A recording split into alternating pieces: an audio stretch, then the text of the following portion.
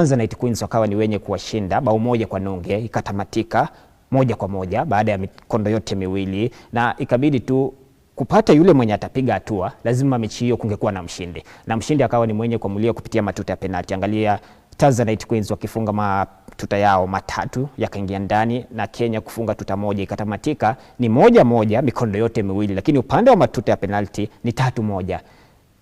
Rising Stars wameyaga mashindano.